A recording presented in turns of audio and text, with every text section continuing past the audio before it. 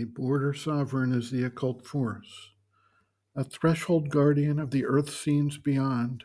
She has canalized the outbreaks of the gods and cut through vistas of intuitive sight a long road of shimmering discoveries. The worlds of a marvelous unknown were near. Behind her, an ineffable presence stood. Her reign received their mystic influences. Their lion forces crouched beneath her feet. The future sleeps unknown behind their doors.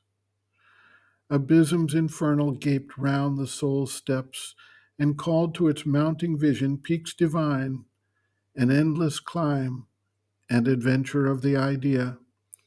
There tirelessly tempted the explorer mind, and countless voices visited the charmed ear. A million figures passed and were seen no more. This was a forefront of God's thousandfold house, beginnings of the half-screened invisible. A magic porch of entry glimmering quivered in a penumbra of screened light, a court of the mystical traffic of the worlds, a balcony and miraculous facade. Above her lightened high immensities, all the unknown looked out from boundlessness. It lodged upon an edge of hourless time, gazing out of some everlasting now, its shadows gleaming with the birth of gods, its bodies signaling the bodiless, its foreheads glowing with the oversoul, its forms projected from the unknowable, its eyes dreaming of the ineffable, its faces staring into eternity. Life in him learned its huge subconscient rear, the little fronts unlocked to the unseen vasts. Her gulf stood nude, her far transcendences flamed in transparencies of crowded light. A giant order was discovered here, of which the tassel and extended fringe are the scant stuff of our material lives. This overt universe whose figures hide the secrets merged in superconscient light wrote clear the letters of its glowing code. A map of subtle signs surpassing thought was hung upon a wall of inmost mind, illumining the world's concrete images into significant symbols by its gloss. It offered to the intuitive exegete its reflex of the eternal mystery. Ascending and descending twixt life's poles, the serried kingdoms of the graded law plunged from the everlasting into time. Then glad of a glory of multitudinous mind, and rich with life's adventure and delight, and packed with the beauty of matter's shapes and hues, climb back from time into undying self, up a golden ladder carrying the soul, tying with diamond threads the spirit's extremes. In this drop from consciousness to consciousness, each leaned on the occult inconscient's power, the fountain of its needed ignorance, arch mason of the limits by which it lives. In this soar from consciousness to consciousness, each lifted tops to that from which it came, origin of all that it had ever been, and home of all that it could still become, an organ scale of the eternal's acts, mounting to their climax in an endless calm, paces of the many-visaged wonderful, predestined stadia of the evolving way, measures of the stature of the growing soul. They interpreted existence to itself and, mediating twixt the heights and deeps, united the veiled married opposites and linked creation to the ineffable. A last high world was seen where all worlds meet, in its summit gleam where night is not nor sleep. The light began of the Trinity Supreme. All there discovered what it seeks for here. It freed the finite into boundlessness and rose into its own eternities. the inconscient found its heart of consciousness. The idea and feeling groping in ignorance at last clutched passionately the body of truth.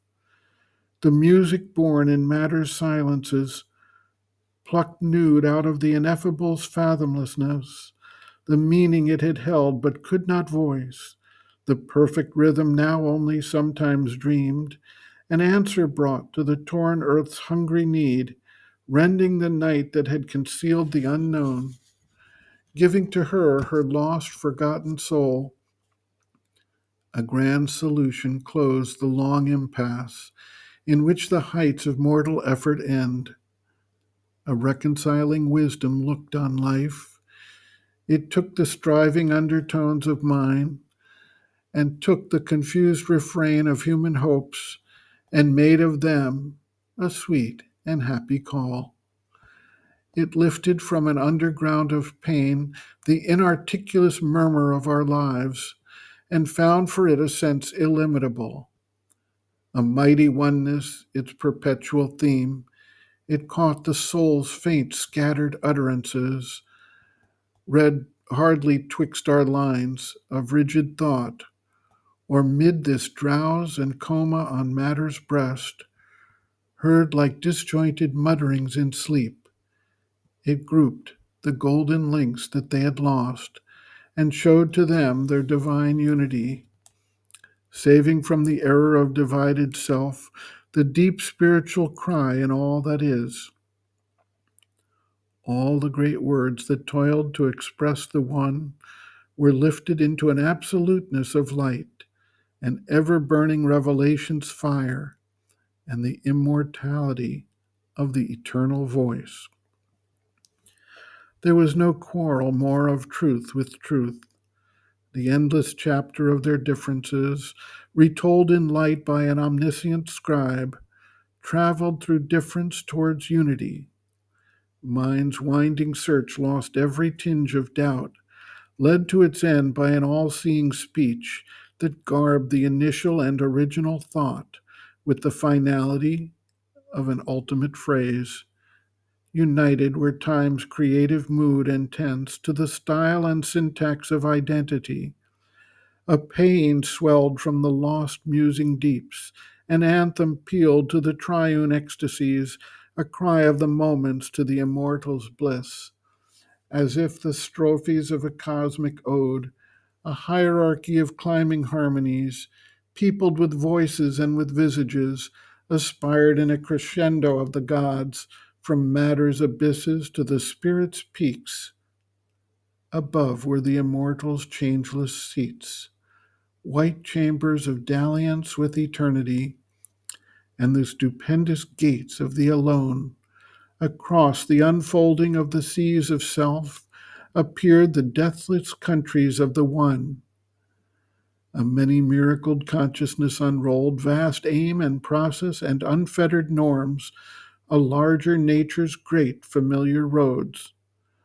A franchise from the net of earthly sense, calm continents of potency were glimpsed, homelands of beauty shut to human eyes, half seen at first through wonder's gleaming lids, surprised the vision with felicity, sunbelts of knowledge, moonbelts of delight, stretched out in an ecstasy of widenesses beyond our indigent corporeal range. There he could enter, there a while abide, a voyager upon uncharted routes, fronting the viewless danger of the unknown, adventuring across enormous realms. He broke into another space and time.